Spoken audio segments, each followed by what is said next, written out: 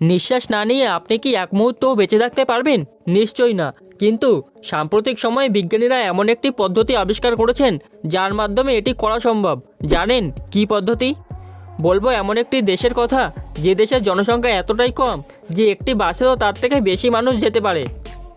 আচ্ছা, বহুতল কোনো বিল্ডিংয়ে একতলা থেকে অন্যতলা আমরা কিভাবে যাই? নিশ্চয়ই সিঁড়ি দিয়ে ওঠানামা করে অথবা লিফটে চেপে। এর বাইরে আর কোনো উপায় আপনার জানা আছে কি? বলবো এমন এক বিকল্প উপায়ের কথা যা বিশ্বের কিছু বড় বড় মাল্টিন্যাশনাল কোম্পানিতে দেখা যায়। জানতে পারবেন এই সমস্ত প্রশ্নের উত্তর। ভিডিওর শেষ অবধি সাথেই থাকুন। তো চলুন আর দেরি না করে শুরু করা যাক। নাম্বার 10। এখন ভারত হোক বা বাংলাদেশ, রাস্তায় বেরোলে প্রাইভেট গাড়ির অভাব নেই। দু চাকা তো প্রায় প্রতি ঘরে ঘরেই আছে। চার চাকার সংখ্যাও খুব একটা কম নয়। কিন্তু জানেন কি, ভারত ও বাংলাদেশে সবার প্রথম চার চাকা গাড়ি কে কিনেছিলেন? ভারতের প্রথম চার চাকা গাড়ির মালিক ছিলেন শিল্পপতি জামশেদজি টাটা এবং বাংলাদেশে প্রথম চার চাকা গাড়ি কিনেছিলেন নবাব সালিমুল্লাহ। নম্বর 9। টাইম ট্রাভেলের ব্যাপারে তো নিশ্চয়ই শুনে থাকবেন, যেখানে দাবি করা হয় মানুষ একটি নির্দিষ্ট সময় থেকে অতীতে বা ভবিষ্যতে গমন করতে পারে। এডওয়ার্ডস নামের এক ব্যক্তি দাবি করেন তিনি টাইম ট্রাভেল করে 5000 সালে গিয়েছিলেন এবং দেখতে পান আমেরিকার লস অ্যাঞ্জেলস শহর পুরো জলের নিচে চলে গেছে। তার প্রমাণ হিসেবেই তিনি এই চিত্রটি দেখিয়েছিলেন। তাত্ত্বিকভাবে বিজ্ঞানীরা তো টাইম ট্রাভেল করে ভবিষ্যতে যাওয়াকে সমর্থন করেন। আবার পরিবেশ বিজ্ঞানীরাও বলেছেন গ্লোবাল ওয়ার্মিংয়ের ফলে ভবিষ্যতে আন্টার্কটিকার বরফ গলে গিয়ে পৃথিবীর জলস্তর বৃদ্ধি পাবে এবং এতে করে বহু শহরের জলের নিচে ডুবে যাওয়ার সম্ভাবনা আছে। নম্বর 8। এই দেখুন, এটিকে দেখে প্রথম অবস্থায় কি মনে হচ্ছে? কোনো স্মৃতিসৌধ? আগে না, এটি হলো চীনে অবস্থিত এয়ার পিউরিফায়ার টাওয়ার, যার কাজ বাতাসকে পরিশ্রুত করা। 100 মিটার উঁচু টাওয়ারটি প্রতিদিন 10 মিলিয়ন কিউবিক মিটারেরও বেশি বাতাসকে পরিশ্রুত করে। 1 কিউবিক মিটার বাতাস বলতে বোঝায় 1 মিটার দৈর্ঘ্য, 1 মিটার প্রস্থ ও 1 মিটার লম্বা জায়গার মধ্যে যতটা বাতাস থাকতে পারে। নম্বর 7। শুধুমাত্র চীনেই নয়, প্রাক্তন ভারতীয় ক্রিকেটার গৌতম গম্ভীর ভারতের দিল্লিতে তার নির্বাচনী ক্ষেত্রে একটি এয়ার পিউরিফায়ার টাওয়ার স্থাপন করেছেন, যা প্রতিদিন প্রায় 2 লাখ কিউবিক মিটার পরিশ্রুত বাতাস উৎপাদন করে। 12 ফুট উচ্চতা বিশিষ্ট টাওয়ারটি 1000 স্কোয়ার মিটার এলাকা কভার করতে পারে। এমন একটি টাওয়ার যদি ঢাকা শহরেও বসানো যায় তবে দূষণ অনেকটাই কমে যাবে। নম্বর 6। স্টিভ জবসের নাম তো নিশ্চয়ই শুনে থাকবেন, যিনি ছিলেন অ্যাপেলের ফাউন্ডার এবং প্রাক্তন সিইও। অ্যাপেল যখন তাদের প্রথম আইপ্যাডের ডেমো তৈরি করে তখন স্টিভ জবস কোম্পানির ইঞ্জিনিয়ারদের বলেন আইপ্যাডের সাইজ আরও ছোট করে দিতে। ইঞ্জিনিয়াররা জানান এর থেকে আর ছোট সাইজ করা সম্ভব নয়। এই কথা শুনে স্টিভ জবস আইপ্যাডটি নিয়ে অ্যাকোরিয়ামের সামনে চলে যান এবং জলভর্তি অ্যাকোরিয়ামের মধ্যে আইপ্যাডটিকে ফেলে দেন।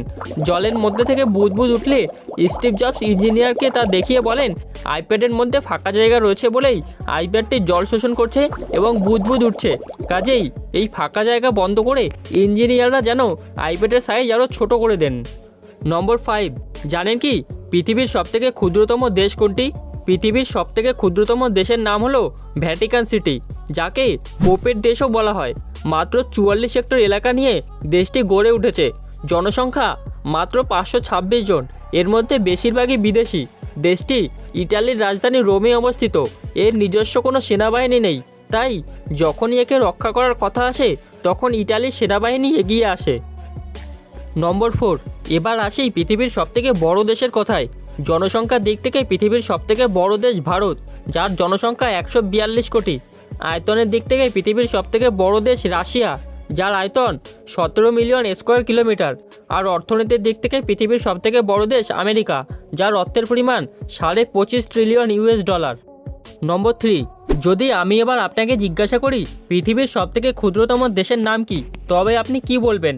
Vatican city? দাঁড়ান, বিষয়টা পরিষ্কার করে বলছি। ভ্যাটিকান সিটি হলো আন্তর্জাতিকভাবে স্বীকৃত পাওয়া দেশগুলির মধ্যে সবথেকে ছোট দেশ, কিন্তু এর থেকেও আরও একটি ছোট দেশ রয়েছে যেটি আন্তর্জাতিকভাবে কোনো স্বীকৃতি পায়নি। দেশটির নাম সিল্যান্ড। এর কোনো ভূখণ্ড নেই। ইংল্যান্ড থেকে 10 কিলোমিটার দূরে আটলান্টিক মহাসাগরের বুকে একটি কাঠামোর মধ্যে গড়ে উঠেছে। আয়তন 550 বর্গমিটার। জনসংখ্যা মাত্র 27 জন, যাদের রয়েছে নিজস্ব সেনাবাহিনী, পতাকা, এমনকি মুদ্রা পর্যন্ত। এটি দ্বিতীয় বিশ্বযুদ্ধের সময় ব্রিটিশদের দ্বারা নির্মিত হয়েছিল, যা তখন সেনা ও নৌবাহিনীর দুর্গ হিসেবে ব্যবহৃত হতো। যুদ্ধের পর এটি ভেঙে ফেলার কথা থাকলেও ধ্বংস করা হয়নি। নাম্বার 2। বোস্টন চিলড্রেন্স হাসপাতালের বিজ্ঞানীরা এমন একটি ইনজেকশন আবিষ্কার করেছে যার মাধ্যমে কোনো মানুষ শ্বাস না নিয়েই বেঁচে থাকতে পারে। এটি সাধারণত শ্বাস নিতে অক্ষম রোগীদের দেওয়া হয়। এই ইনজেকশন পুশ করলে অক্সিজেন সরাসরি রোগীর রক্ত প্রবাহে মিশে যায়, তবে এটি অনির্দিষ্টকালের জন্য কার্যকর হবে না। একটি ইনজেকশন 30 মিনিট অবধি রোগীর আয়ু বাড়িয়ে দিতে পারে। নম্বর 1, সাধারণত বহুতল বাড়ি বা অফিসগুলিতে একতলা থেকে অন্য তলে ওঠানামা করার জন্য সিঁড়ি বা লিফটের ব্যবহার করা হয়, কিন্তু আমেরিকার ক্যালিফোর্নিয়াতে অবস্থিত ইউটিউবের হেডকোয়ার্টারে সিঁড়ি ও লিফটের পাশাপাশি স্লাইডের ব্যবস্থা করা হয়েছে।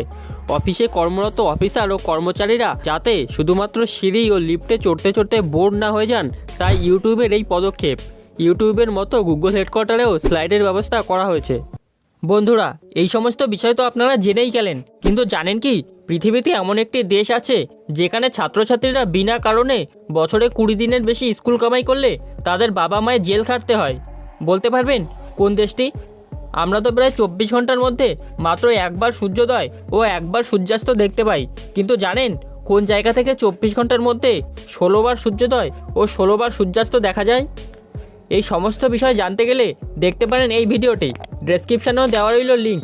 তাহলে দেখা হচ্ছে পরের ভিডিওতে। আজকের জন্য বাই বাই।